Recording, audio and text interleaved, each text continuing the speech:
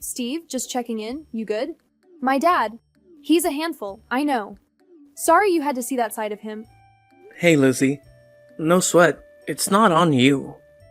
Your dad's just being protective, I guess. With the wedding coming up, he's probably just thrown off balance. I'm not losing any sleep over it, I promise. He won't ruffle my feathers. You're such a gem for letting it slide. But honestly, he crossed a line. His words were like daggers, and I was just as stunned by how he lashed out at you. It's unacceptable. He's my dad, sure, but lately I've been questioning if he's even capable of compassion. How many times do I have to drill into his head that you're not some dropout? I saw you trying, really. But if he's set in his ways, what can we do? Marrying you won't suddenly win me his approval. Patience is key, I suppose. I'll keep chipping away at him, slowly but surely. It's just... He's my dad, but I can't help feeling this growing resentment, especially seeing how he treats others. Even Mom's on edge about it all. She senses he's not the man he used to be. Is that so? Your mom's feeling the strain too. What's going on? I shouldn't dump all this on you. Not when we're about to start our lives together. It's not right to cloud our happiness with this gloom. Lizzie, we're in this together. Tough talks and all. The wedding's all set for next week at the courthouse. We're a team now. Whatever's on your mind, I'm here for it. You sure? I mean, if you're up for it, maybe we should all sit down and clear the air soon. Absolutely. Lean on me, Lizzie. I'm here for you, through thick and thin. Just thought you should know. I was completely stunned. To think that my daughter would choose to spend her life with someone who had not finished high school was beyond my imagination. I'm blaming myself for not speaking up sooner. It was all so sudden. But then again, when is the right time for such revelations? Tell me, are you hiding this little detail and hoping it will never come out? Charles, good to see you again. And for the record, there was no concealment. I'm an open book. Always have been. But it seems there's been some sort of mix-up. I'm not sure where you got the idea that I was a high school dropout. Let's cut to the chase, shall we? You saw an opportunity in my wealth, didn't you? That's why you're with my daughter. Be honest, it's the least you can do. If that's your game, then you better step away from this marriage now. You've got it all wrong, Charles. Lizzie and I share something real, something deep. She's the love of my life, and I've never felt this way about anyone before. Hold on, when did we drop the formalities? I don't recall giving you permission to use my first name. Address me properly as Mr. Harrison. My apologies, Mr. Harrison. I didn't mean any disrespect. I thought since you introduced yourself by your first name, it was acceptable. But let's be clear. There's nothing for me to confess. Our wedding is just around the corner, and nothing's going to change that. Imagine how wonderful it would be if you could see that Lizzie has found true love.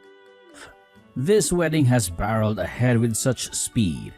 It might be too late to slam on the brakes now. But make no mistake, I will never accept you as part of this family. Marrying a dropout, a nobody, it's disgraceful. Lizzie has turned a deaf ear to everything I've said. She's headstrong, that one. But fine, let the wedding proceed. I'll just sit back and wait for the inevitable split. Then I'll be there to pick up the pieces. Mr. Harrison, don't you think you're being a bit extreme? Our love for each other is strong. Even without your blessing, wishing for our divorce is harsh. That's not the kind of thing a father should want for his daughter. I won't be lectured on what's right for my daughter. Your opinions on this marriage are irrelevant. It's a mistake, plain and simple. Lizzie is living in a fantasy, and I swear, I'll expose whatever charade you're playing. There's no charade, Mr. Harrison. I'm just me. Nothing more, nothing less. I've been nothing but truthful with you and Lizzie. The wedding is fast approaching, and I'd like nothing more than to have a good relationship with you. For Lizzie's sake, I hope we can find some common ground. Now, if you'll excuse me, I have matters to attend to. Wow, I never thought this day would come that I see my daughter walk down the aisle. I still don't approve of her marriage to you, though I already know that it's not going to end well, Steve. Well, the marriage has already been finalized, sir. We're officially family now by marriage. Will you just accept the reality that we are? A high school dropout isn't a suitable match for my daughter. And you know that. Why are you wasting our time and money? Sir, I know you're just looking down on me like you're all high and mighty. But it's not true. I don't know how many times I have to repeat myself about this. And do you know she's my daughter? The daughter of the president of one of the most successful trading companies in the country? I never thought my daughter would be so blind as to fall for someone who didn't graduate from high school and is just a big gold digger. I have also told you this a bunch of times, sir. I'm not marrying Lizzie for the money. That's not my intention at all. Well, if you say so, Steve. Okay, you're going to do a speech in Chinese for us. Wait, what? I'm sorry, but what are you talking about, sir? What speech are you referring to? Actually, I'm not going to force you to do anything. But if you think about it, isn't it the right thing to do? As a father-in-law says, since you're the groom, after all, you're the one marrying the president's daughter, the next person who will take over the company when I retire. Since some of the directors and the company are originally from China, how about you greet them in Chinese? You do know Chinese, right? It's important for everyone in the company to know a few business phrases. And of course, our company has gone global recently. A lot of our work partners are Chinese, so they do a lot of business talk in their native language. What do you think? Will you do it, or is it impossible for you, Steve? If you feel that way, maybe you should get out of this marriage while you still can.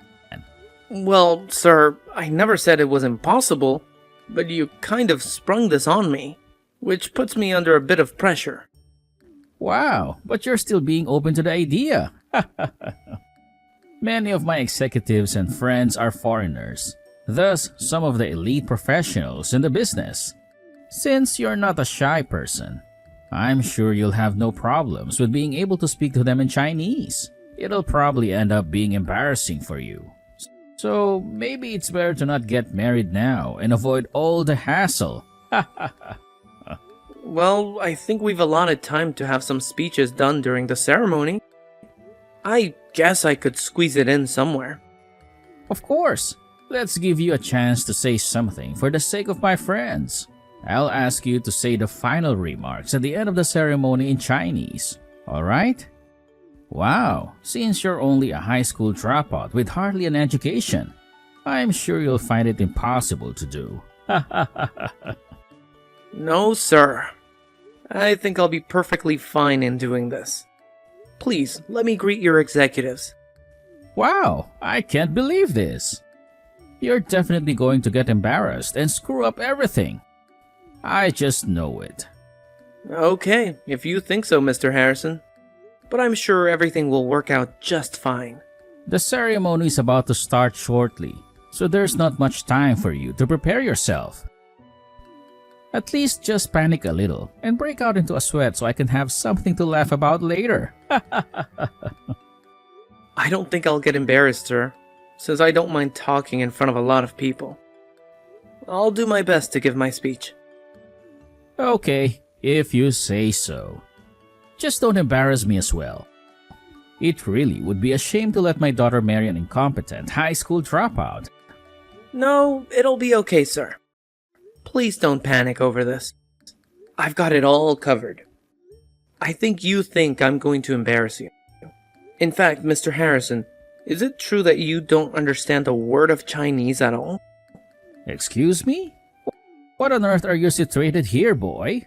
Well, you're probably going to wonder what I'm going to say in the speech, right? I'm sure you'll be able to understand every single word, sir. Well, if your Chinese is good, I'm sure I'll be able to understand everything you say.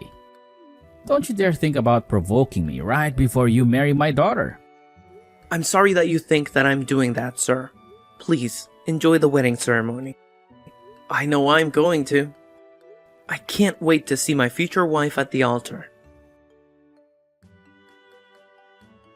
Hey, what the heck's going on here? What's the meaning of this charade? How is it that you can speak Chinese of all languages, and you can actually speak it really quickly? How is that possible? Oh, I'm sorry, sir. Didn't I tell you that I can speak Chinese? It's actually called Mandarin, by the way. After I graduated from high school, I went to China and... well, you know, when you're in the country long enough. Now, hold on just a minute there. What? You're telling me that you could speak this Mandarin fluently? I spent the last years of my teenage life in China. Don't you think it's natural to learn another language since you're living on their society? You kept going on and on that I was a high school dropout. But Lizzie only said that I spent up until high school in the States. Wait, so you're really not a high school dropout at all? Are you serious, Steve? Even though I corrected you so many times, Mr. Harrison, you just didn't want to listen to what I had to say. I couldn't make any detailed corrections either. So you lived there for a bit. So that's why you're able to speak their language. Wow, I can't believe how petty you're being about this. Why must you act so strangely around me?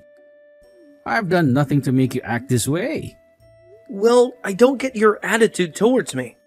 Why are you being like this? Why did you have to doubt my abilities so much when you know nothing about me? That doesn't matter now. After your speech, the executives left without even talking to me. Don't you think that's a bit odd of them to do that right in the middle of a wedding? I feel like your attitude completely changed after you did your speech in front of everyone. Oh, okay. Is that what you're wanting to know about? As I thought, of course you didn't understand what was going on in there. Wait, what? What are you talking about? What way did I treat people? What did you say to them? It means you couldn't understand a word I was saying at all. I knew you couldn't speak, let alone understand a word of Mandarin at all. Can you? I should have expected it though, since you've decided to throw a curveball at me right before the ceremony. How dare you be so rude to me, you little swine? That's not how a boy should talk to his father-in-law. Of course, I know how to speak a bit of Chinese. I need it for work. So yes, I know how to communicate in it. But even though you were speaking that fast, I'd hardly understand if you spoke that fast in English as well.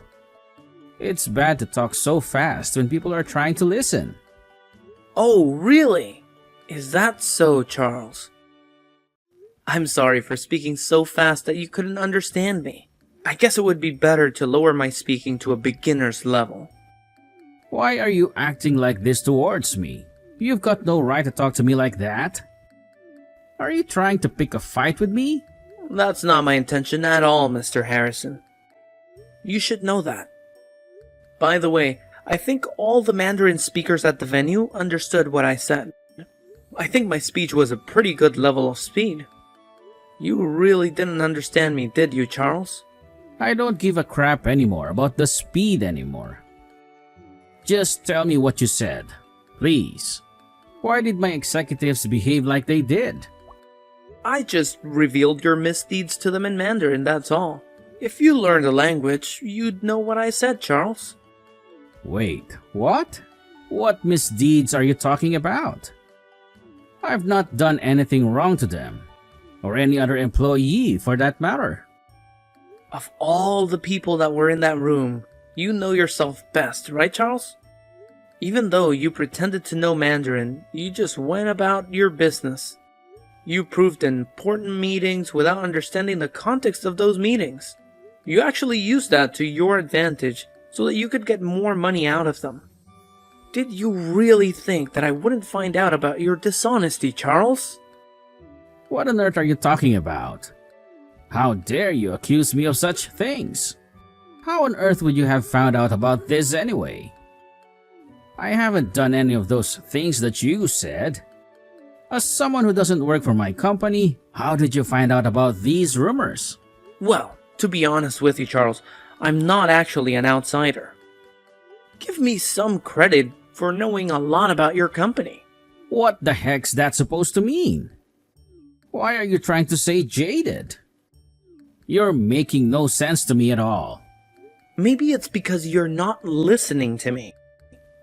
The vice president, who's my new mother-in-law's brother, hired me to work at the company. Wait a minute, what? You're seriously not found a job, have you? You're not actually working at my company, are you? Oh, but yes, I do. If I'm married to Lizzie, I might take over the company someday. In the future. I thought it would be better to start working at the company as soon as I possibly could, so I can get a good feel for it. Are you kidding me? You actually started working at my company. How did I not hear anything about this? This is absurd. If I told you that I wanted to work at the company, you'd get annoyed. And it would become a troublesome task anyway. The vice president prepared me for the job and processed my application and resume. It went smooth, actually. Thanks to you, I was able to understand more of your attitude and the actions you take at work. I understand that you're not a good fit for the president's position. Hey, you can't just turn around and say something like that to someone in a higher position. You've got some nerve, haven't you? Well, all of this is what I said in my speech earlier, Charles. You just don't get it, do you? What? What are you talking about? Are you going to tell me what you said in your speech or what? I told the executives in Mandarin how incompetent my future father-in-law is as president of the company. That's why they reacted the way they did. It's possible that they've gotten angry with how you handled their interactions, and you could be fired from your precious presidential position. Do you seriously think that they're going to dismiss me, the president of the company? They've got no right to do that. I'm the president. End of the story. I'm the one who has all the decision-making power. They can't possibly throw me out of my chair. You're sounding like a dictator, Charles. And executives don't like that. The way you've treated them is going to be the result of your dismissal. Besides, it was originally my mother-in-law's father's company. You only inherited because you're her husband. You do know that the vice president of the company was originally supposed to take over the business, right? Well, that position fell to me because I was more capable of being the leader of the company. The face of the company? Where are you going about messing things up now? Okay. I don't know what happened during that time, but if the board of directors were to have a meeting right now, no one would be siding with you, Charles. I think everyone would follow the vice president and vote for him to be the new face of the company. What the heck? Do you really think that it's okay to do that to my own company? Did you seriously want to degrade your new father-in-law that much, Steve? Do you think Lizzie is going to be happy that you've done that to her own father? Well, she might not be too happy about it, but she understands that this might have happened during the ceremony. Huh? What are you talking about? You didn't tell my daughter that you were going to do this, did you? I already told her in advance that this might come up if you made me do something that I wasn't fully comfortable with. I knew I had to talk about this kind of thing so people knew what you were truly like at work, and to the people around you. It wasn't a decision that I made on my own, Charles. After a careful discussion that Lizzie, her mother, and I had, we decided to say something. You talked to my wife about this? Why is my wife involved in this? Why did you drag her into it? Don't you know that she's my ally and that she'll stick by me? I'm sorry, but it sounds like your wife has given up on you, Charles. That's why Lizzie and now my mother-in-law are on my side about this. Is this seriously happening to me right now? How could you all stab me in the back like that? My own family. I've done nothing to any of you. Well, I guess the girls decided that they wanted to dethrone you. They were getting sick of the way you were treating people. Have you ever tried to take care of your family, Charles? Mentally and emotionally. It seems like all you care about is yourself. What the heck are you trying to say here? Go on, say it. You say they're your family when you talk about them to other people. But do you really care for them? Do you look at their needs? Do you support them financially that much? Or do you just give all that money you earn to your secretary, Charles? You're not giving her the company's money, are you? I haven't got a clue what you're talking about, Steve. Who is this secretary you speak about anyways? Up until very recently, your wife has been investigating what you've really been doing whilst you've been at work. She's already got all the evidence she needs. It seems like she was holding off until the wedding was over, though. But it seems like she's hit her limit. What do you mean she's hit her limit? What's that supposed to mean? Why would my own wife investigate my whereabouts? Why would she invade my privacy like that? Maybe it was because you were acting super suspicious towards her at home. Think about it, Charles. Don't you think it's safe to assume that she's known about your affair for a good amount of time now? I'm sure your wife has been in so much pain because you've been betraying her for such a long time. I'll never be like you. I'd never do that to my wife. Why would you say something that you know nothing about? What I do is none of your business, Steve. Don't you know how much money I've made as a company president? A lot, and it's great. What's so wrong with using your own company's money for yourself? The company's money belongs to the hard-working people and the company itself, not you. I'm not surprised you don't understand something so basic as that, Charles. It was only through your marriage that you were able to get the job anyways. Now, you've gone and turned on everyone in the company. And you've made everyone your enemy. That's not how a president should be. There's no way that you're getting out of this one without losing everything you've got. Why did something like this have to happen at my daughter's wedding? All I wanted was to embarrass you. In the end, you were the one that got embarrassed because you didn't understand a word I said. As a result, you've been made to resign from your position. Don't you think this is such an ironic story, Charles? It could be made into a movie script, to be honest. I'm not resigning. No matter how loud the vice president is, I still hold all the authority in the company. There are definitely still employees in the company that are on my side. Really? You're not talking about your secretary, are you, Charles? Well, yes, her. But I've also got other people on my side too. I'm going to tell you something. I just received a call from the vice president. I think everyone in your sector has accused you of some wrongdoings. That can't be it, can it? It seems like they're going to make you retire from the position. Wait, what? What are you saying? How could they make me retire if I don't want to leave? Oh, Charles. I'm sure you thought of people as pawns and you were moving them around as you wanted. You know, the other employees have feelings too, you know? There are some people who aren't satisfied with the methods you've used to run things. Do you finally understand what I'm saying now? You're done. Absolutely. Finished, Charles. You're kidding me, right? You're lying to me, aren't you? What's going to happen to Kelsey? Who's Kelsey? Is this your secretary you're talking about? It seems like she was trying to protect herself first and accused you of the bad things you've done. Wait, what? No! She wouldn't do this to me. She wouldn't leave my side like this. What's going on here? Unfortunately, it sounds like you're not going to be able to avoid paying compensation, though. But it sounds like your wife has agreed to reduce the amount that you need to pay dramatically.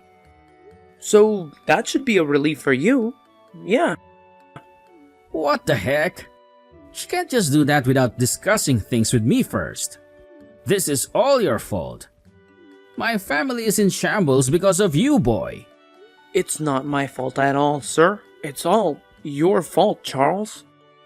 You brought this on yourself. You know there are always consequences to any wrong actions a person has done. I just listened to Lizzie's and my mother-in-law's advice about how to take you down. But I knew you would try and trick me into doing something today. I was trying to dodge it, but you wouldn't let up. So I just did my best to my ability. And that was to speak in fluent Mandarin to your executives and say how crappy of a boss you are. But I had no idea that this had been planned for such a long time. This is an outrage. Please, Steve, we're both men. You know how I feel right now, yeah? Just think about how Lizzie will react to what's going to happen to me. Just come over to my side and help me out, would you? I've thought about Lizzie throughout this whole process. I'm standing by my mother-in-law. I'll also stand with the vice president. For the sake of the company and its reputation. Since you've left in tatters, you scumbag boss. What? You're just going to stand there and watch me fall? You're just going to betray me? You're the one who looked down on me as a high school dropout. You've never approved of me marrying Lizzie, right? I'm so glad that I don't have to deal with so many relatives now. It's a blessing in disguise. So go ahead and struggle being in solitude. You've got no one to turn to now, Charles. It's your own fault that got you into this mess. I guess you really can't help the situation and how it unfolds, right? After the wedding celebrations, a tense board meeting was held in which the members unanimously decided to ask Charles, the former CEO, to resign from the company. The scandalous incidents that came to light about him recently had severely damaged the reputation of the company. Charles was then escorted out of the building, and it was clear that his public embarrassment at the wedding was just the beginning of his downfall. In contrast, Steve, who had been working hard for the company, was later recognized for his efforts by the vice president.